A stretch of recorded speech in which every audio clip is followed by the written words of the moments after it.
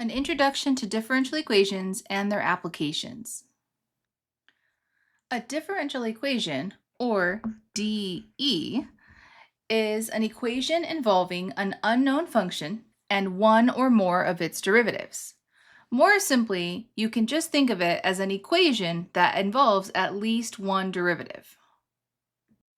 Mathematical models often take the form of a differential equation because many real-world problems involve rates of change, and rates of change are derivatives, and we use those rates to predict future behavior.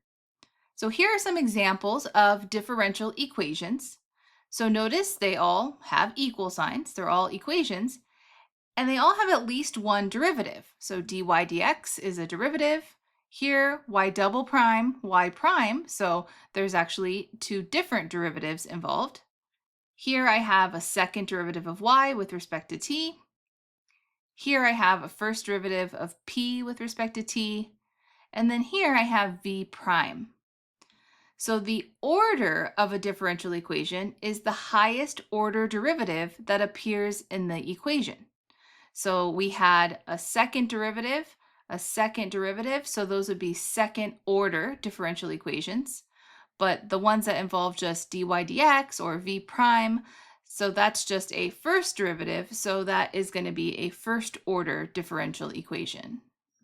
Given a differential equation, we often try to solve it. We're looking for its solution. A function f is called a solution of a differential equation if the equation is satisfied when y equals f of x and its derivatives are substituted or plugged in to the equation.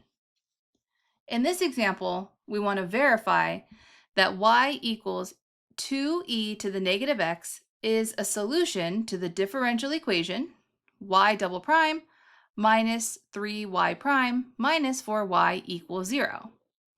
So what we have to do is substitute y into the equation, but also y prime and y double prime into the equation to make sure that it's a solution, that the left side equals the right side. Well, we have y, but we need to find, through differentiation, y prime and y double prime. So I'm going to start the problem by finding y prime, the derivative of y, using the chain rule. So a negative is going to come out. We're going to have negative 2e to the negative x as y prime, and y double prime is now positive 2e to the negative x. Now we're going to go ahead and substitute those in. We're going to substitute in y double prime, y prime, and y into our equation.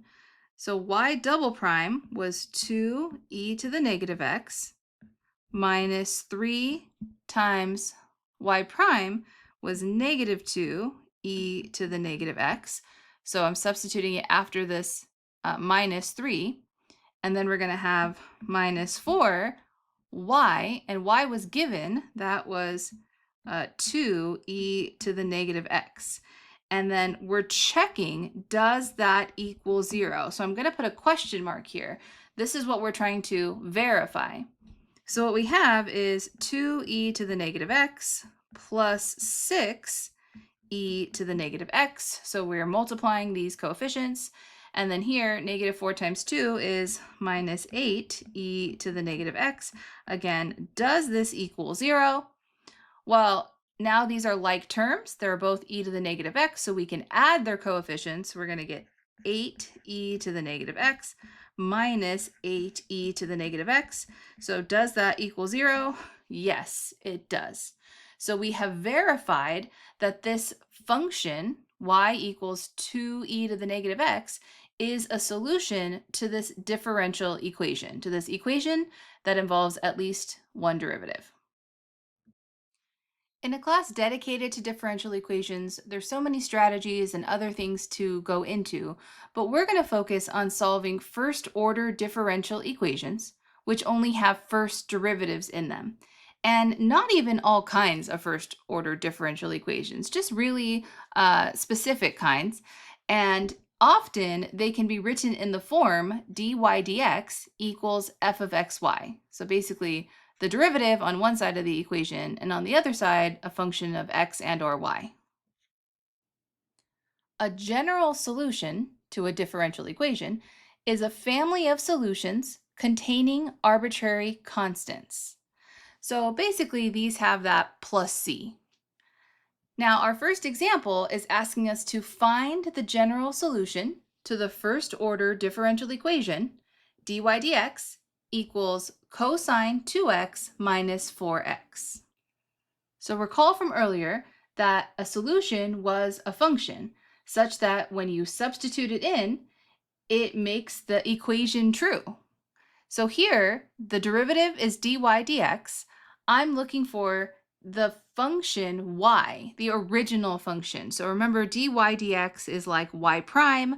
So this is a first derivative, first order differential equation, and we're solving for y, the original function. So an integral is involved. An integral is needed because how do you go from a derivative to the original function? Well, you integrate. So this is a really nice setup here because in general, I have dy dx, the derivative on one side, and then the other side is strictly a function of x. So cosine of 2x minus 4x. So I have dy dx equals just f of x. So in order to solve a differential equation in this form, I can simply say that y, the original function, the one that I'm looking for, the solution, is the integral of that function of x, the integral of cosine 2x minus 4x dx. So the integral of cosine of 2x is 1/2 sine of 2x.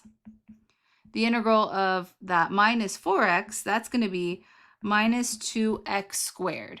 So if I add a power and divide by the new power, right, I'm going to get 2x squared. And then I'm going to put a plus c because I want the general solution. It's a family of solutions with the arbitrary constant, so it's off by a constant potentially. So the idea is that when you take the derivative of y and you substitute it back into dy dx, does the left side equal the right side? Is the equation satisfied?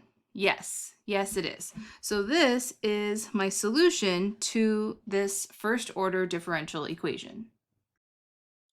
Now let's look at a particular solution. A particular solution is the single solution obtained by identifying the constants. So instead of leaving generic constants involved, we're going to find numerical values for them. Now, an initial condition is a given value of the function or its derivative used to determine those constants. So in order to find a particular solution, I need some more information. I need an initial condition or conditions. So in this example, we're going to find the general solution to the first order differential equation, y prime equals 1 over x squared plus 9. But then we're going to go farther and find the particular solution that satisfies the initial condition y of 3 equals 0.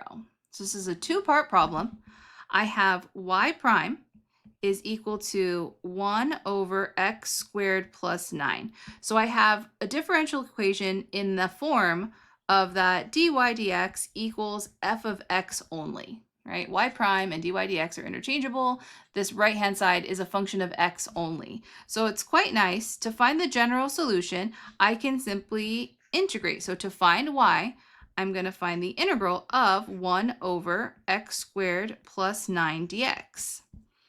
And let's recall that that is arctangent. So 1 over 3 arctangent of x over 3 plus c.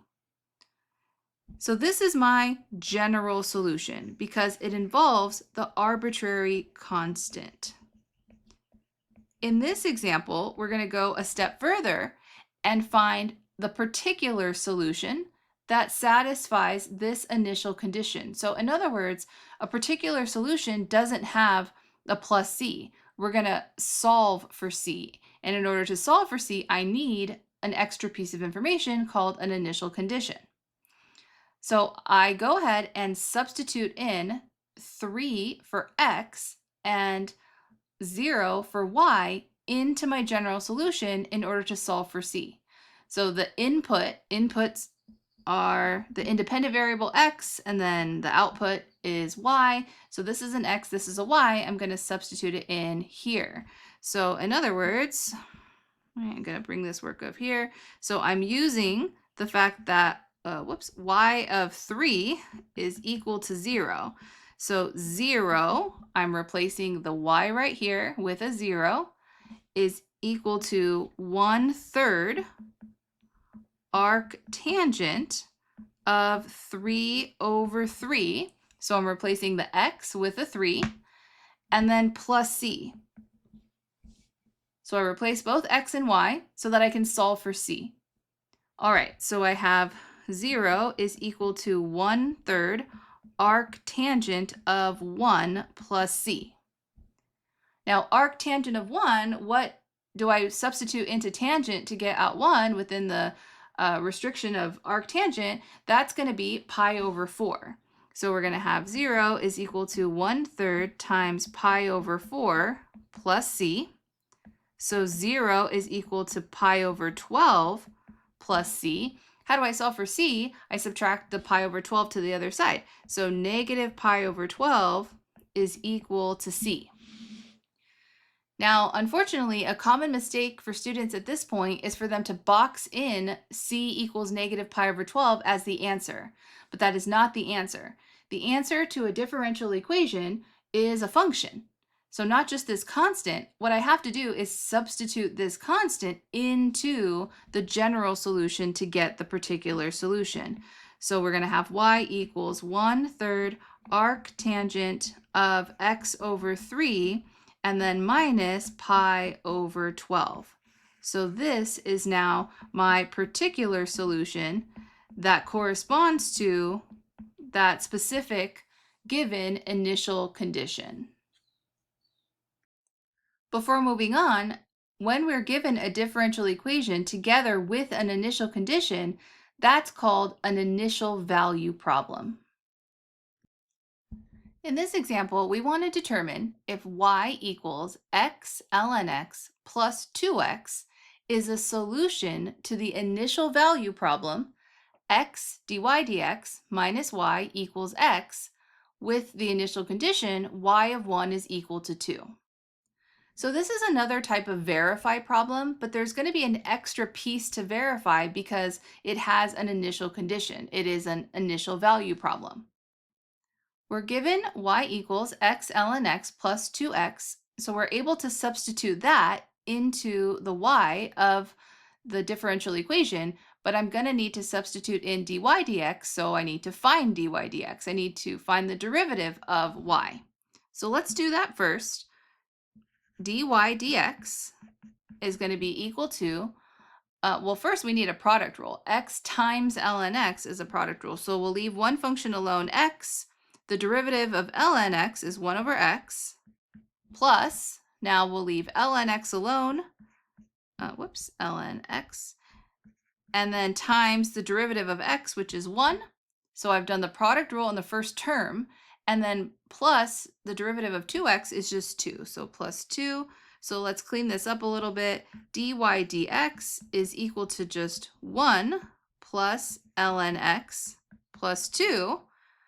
I can make this a little nicer. Dy dx is 3 plus natural log x. And now we're going to substitute dy dx into my differential equation and y into my differential equation and verify that I get a true statement, that this is a solution. So we're going to have, x times 3 plus natural log x minus y, which is two terms, so I need parentheses, x ln x plus 2x. Does that equal, question mark, x, right? We're trying to verify this. So let's distribute in the x, and we're going to have 3x plus x ln x. We'll distribute the negative, so minus x ln x minus 2x. Does that equal x? Well, in the middle here, plus x ln x minus x ln x is gone. 3x minus 2x is x. So does x equal x? Yes, it does. So the differential equation is verified, but is the initial value problem verified? Not until we check the initial value, y of 1 equals 2, in the original equation given, or the solution that was given. So when we substitute 1 into x, do we get out 2? So let's go ahead and check. So what is y of 1? Well, 1 times natural log 1 plus 2 times 1. Well, natural log of 1 is 0, so all I have left is 2. So is y of 1 equal to 2? Also yes. So we have determined that this is a solution to this initial value problem. So that answers the question. It wasn't actually a verify problem. It was determine if it is. And so we have to check both. So yes, it is a solution to the initial value problem, which is often abbreviated IVP. In our next example, we're told to solve dy dx equals 2x over 3x squared plus 1 with the initial condition y of 0 equals 1. So this is an initial value problem. We're solving for a particular solution. It's nice because I have my derivative is equal to just a function of x. So let's go ahead and start by setting up our integral. Y is going to be the integral of 2x over 3x squared plus 1 dx. And we can solve this using a u substitution. So I can go ahead and let u be 3x squared plus 1. Du is 6x dx.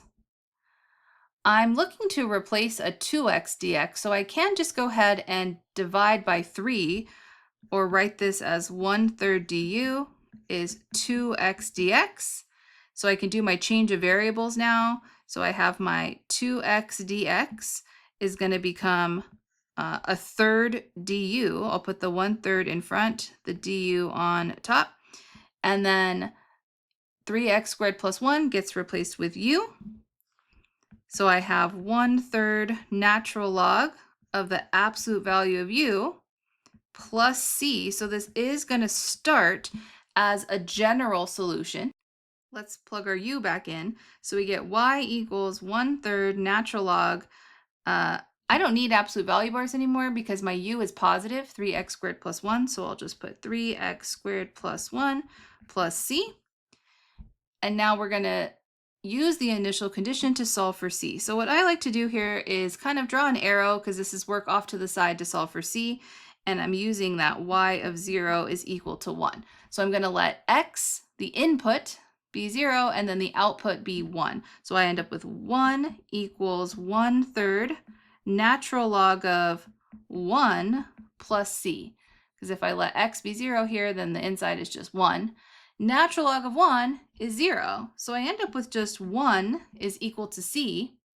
And so now I go ahead and go back and plug that c in. So my solution is 1/3 natural log of 3x squared plus 1, and then plus 1. That is the solution to this initial value problem, or a differential equation with an initial condition. In this example, we're told the function y of t satisfies the differential equation dy dt equals y to the fourth minus 6y cubed plus 5y squared. When we see y of t satisfies the differential equation, it really means that y of t is a solution to the differential equation. But a differential equation can have many solutions. In part A, we're asked, what are the constant solutions of this differential equation? Let's take a moment to do some work off to the side and think about this. So that word constant, so the solution y of t being a constant, like a number a, would have to mean that the derivative of that constant is 0. So our constant solutions have to have this form, y of t is equal to a, or just y equals a. So then that must mean that dy dt has to equal 0. And that's ultimately what we're going to solve to find the constant solutions. We have dy dt up here, so we're going to go ahead and set dy dt equal to 0. 0 equals y to the fourth minus 6y cubed plus 5y squared. And we're going to factor out a y squared, and we have y squared times the quantity y squared minus 6y plus 5. And then we'll factor the quadratic there. We'll have the factor y minus 5 and then the factor y minus 1. By the zero product property, we'll set each factor equal to 0. So y equals 0 makes y squared equals 0. Y equals 5 makes y minus 5 equals 0. And y equals 1 makes y minus 1 equals 0. So we have solutions y equals 0, y equals 1, and y equals 5. So these are the constant solutions to my differential equation. If I take the derivative of each of these, that's 0. And then if I substitute 0 into each y, we can see that would equal 0. If I substitute in 1 into each y, that would make this equal 0. And then if we did the arithmetic of plugging 5 into each y, that would also make this equal 0. For part B, we're still working with the same differential equation, but we're being asked for what values of y is y increasing, and then for what values of y is y decreasing. Let's remember from Calculus 1 that in order for a function to be increasing, its derivative has to be positive. So for what values is y increasing, we ultimately want to know where is dy dt greater than 0, and then where is y decreasing? That's asking when is dy dt less than 0. Well, in part A, we figured out the values that make dy dt equal 0. So what we're going to do is we're going to go ahead and create a number line to do a sign analysis. So in part A, we figured out that at y equals 0, at 1, and at 5, that's when dy dt was equal to 0. In other words, we found the critical values. That's when the derivative is equal to 0. And we want to know what's happening on the intervals in between. So we want to know what's going on between negative infinity and 0, between 0 and 1, between 1 and 5, and between 5 and infinity. Is the derivative positive or is the derivative negative? So again, we're going to do a sign analysis for dy dt. And if we remember from Calculus 1, we want to pick a test value in each interval. So between negative infinity and 0, let's go ahead and pick a nice number like negative 1.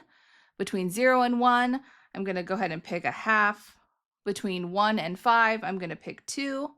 And between 5 and infinity, I'm going to pick 6. And we're substituting that into dy dt to think about the sign, whether that sign is positive or negative. Now, from part A, we know that dy dt as a factored equation was y squared and then times y minus 5 times y minus 1. So when we substitute negative 1 into each factor, well, we can technically ignore y squared because that's always positive. So we just think about substituting negative 1 into the factor y minus 5 and the factor y minus 1. So negative 1 minus 5, that's going to be negative 6, so a negative value. And then negative 1 minus 1 is negative 2, so another negative value. But what's a negative times a negative? That is a positive. So dy dt, the derivative at negative 1, will end up being overall positive. Now let's go ahead and think about 1/2. So again, 1/2 squared, anything squared is positive, so we'll just focus on y minus 5, y minus 1. 1/2 minus 5 is negative, and 1/2 minus 1 is negative. And again, a negative times a negative is a positive. The next interval, we chose 2 as our test value. So 2 minus 5 is negative, and 2 minus 1 is positive. So a negative times a positive overall is a negative. So we have our first interval where the derivative is negative. And then if I substitute in 6, again, just focusing on y minus 5 and y minus 1, that is going to give me overall positive. 6 minus 5 is positive, 6 minus 1 is positive. So that last interval is also positive. Based on our sign analysis, based on the sign chart we have created, we can now answer this question. So y is increasing whenever dy dt is positive. So the intervals where dy dt is positive are from negative infinity to 0. So we'll summarize our results by saying y is increasing on the y interval from negative infinity to 0. At 0, we know that dy dt was equal to 0. So dy dt was not positive at 0. dy dt was 0 at 0. So this should not be included. So we put in open parentheses, we're skipping over that value, and then we're saying all the values between 0 and 1. So all the values between 0 and 1, and all the values from 5 to infinity, not including 5. So the last interval here where y is increasing is from 5 to infinity. So y values in each of these intervals is where y is increasing. And then y is decreasing only between 1 and 5. So we're going to say y is decreasing on the y interval from 1 to 5. So really, we are going back to our Calculus 1 roots and remembering what it means for a function to be increasing is that its derivative is positive and a function is decreasing when its derivative is negative. And we did the legwork in part A. We found the zeros, the critical values, where is the derivative equal to 0 when we found those constant solutions. So let's go ahead and box in our answer here. The sign chart was really just scratch work. Our answer is the intervals. Before moving on, I want to talk about why we're interested in this type of problem. So we did not actually fully solve the differential equation. We found some solutions, the constant solutions in part A, and in part B, we just found where the solutions, the other solutions, are increasing and where the other solutions are decreasing. So why not just find those solutions? Well, sometimes differential equations are really hard to solve or not even possible to solve with kind of nice integration technique methods. So we would still be interested in finding out as much as we can about the solution set. So finding out properties about those solutions, like where are those solutions constant, where are those solutions increasing or decreasing, without actually fully solving the differential equation. So we're interested in finding out as much as we can about the solutions because maybe we can't actually explicitly find them. Differential equations have so many applications. And just to give us a glimpse, we're going to take a look at a simpler one here. We're going to look at a population that's modeled by a differential equation. So we have dp dt is equal to 1.5 p times the quantity 1 minus p over 2,000. So a population is growing, and the rate of change of the population, dp dt is a derivative, that's a rate. So the rate of change of the population is given by this differential equation. And in part A, we're asked, what are the constant solutions? Now, we were asked the same question in the last example, what are the constant solutions? But now this represents a population model. And in a population model, we call these equilibrium solutions. So to find constant solutions, what we had to do was set the derivative equal to 0. So to find these equilibrium solutions, these constant solutions, we're going to set dp dt equal to 0 and solve the equation 0 equals 1.5 p times the quantity 1 minus p over 2,000. And this is already factored for us, so we're just setting 1.5 p equal to 0, and then we're going to go ahead and set 1 minus p over 2,000 equal to 0. So 1.5 p equals 0 is solved by just p is equal to 0, right? I can divide by 1.5. I can just look at this and, 1.5 times 0 equals 0.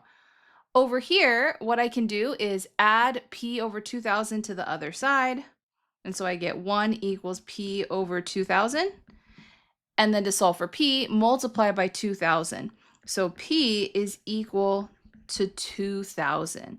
So I have two equilibrium solutions or constant solutions, p equals 0 and p equals 2000. Now let's talk about what these mean in the context of the problem. If p equals 0, the population is 0. So that basically refers to extinction in this population.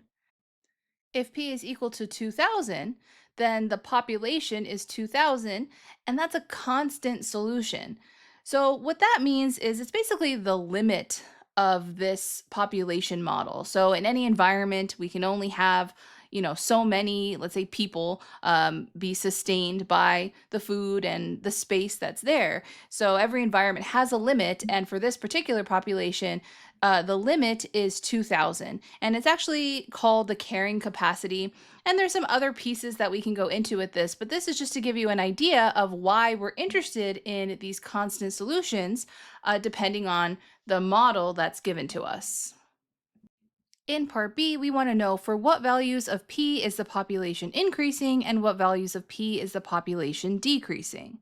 So for the population to be increasing, the derivative dp dt would need to be positive, and for the population to be decreasing, dp dt would need to be negative. From part A, we already know for what values of p the population was equal to 0. So we're going to go ahead and put those values of p on a number line. So those values were 0 and 2000. Those are our critical values. And then we're going to pick test points in each interval. But for this example, since there's some context here, the population cannot possibly be negative. So we're not going to have a number line from negative infinity to infinity because, again, we can't have a negative population. So we're really just going to start this at 0. And so we're going to pick a test point between 0 and 2000, like 1. And then bigger than 2000 and less than infinity, we'll just pick 2001. And we're interested in the sign of dp dt. And dp dt was that 1.5p and then times 1 minus p over 2000. If we go ahead and substitute in 1.5 times p, that's going to be positive, and then 1 minus 1 over 2000, that's also going to be positive. So a positive times a positive is a positive. This first interval from 0 to 2000, dp dt will be positive, so the population will be increasing. And then if I substitute in 2001, 1.5 times 2001, that's positive, but now 2001 over 2000, that's slightly bigger than 1. So 1 minus something slightly bigger than 1 is negative, and a positive times a negative is a negative. Whoops, a negative. So the population is increasing, so p is increasing for p values between 0 and 2000, and then the population is decreasing for values above 2000. Oh, whoops. So 2000 to infinity. So what does that mean? Let's think about this for a second. So the population is going to be growing from 0 all the way to 2000, let's say, people. And we said that 2000 was like the limit, right? It was this fancy word called the carrying capacity that we talked about in part A, because that's all the environment can sustain. So between 0 and 2000, the population is increasing. If we end up going above 2000, so let's say 2100, then the population starts decreasing. So let's think about that. As sad as it is, if this environment can only sustain 2000 people, then it makes sense that the population, once it goes above 2000, starts decreasing. So people start dying because there's not enough environment or food to sustain that population. So I hope this was kind of an interesting example, and it gave you a glimpse into an application of differential equations. To wrap up, I want you to just note that this last example is a logistic differential equation, and it pretty accurately models population growth, and it has a general form: dp dt equals kp times the quantity 1 minus p over capital K. And the lowercase k and the capital K represent growth rate and the carrying capacity of the population. And again, there's many additional applications of differential equations that are studied in a full differential equations course.